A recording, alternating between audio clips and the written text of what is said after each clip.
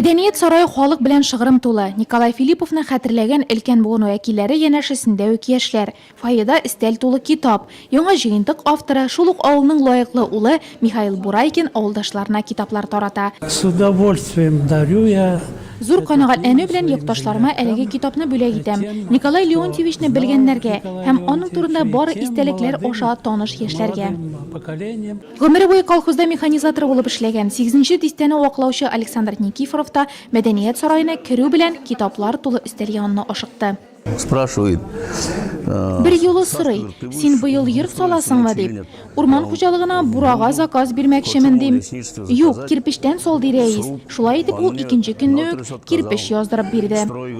Николай Филиппов вафатына 30 елга якын булса да, аның турында истәлек яши. Рәиснең 90 еллыгы уңайнан уздырылган җырлы шигырьле кичә дә моның ачык дәлиле. Благодаря таким людям, как Николай Леонтьевич, наш район всегда гремел.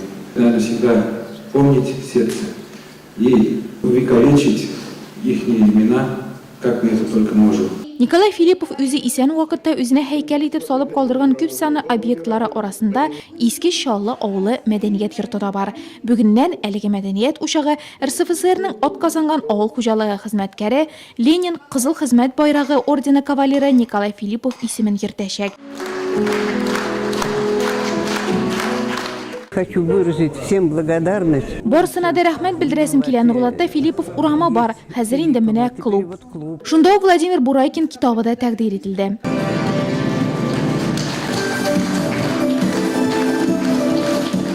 Валентин Бурайкин кичәне оештыручыларның берсе буларак бер зурланса, Иске Шаллы авылы гимны авторы буларак та исеме авыл тарихында инде. Гимнның көен биредә Иске Шаллының дип атыйлар.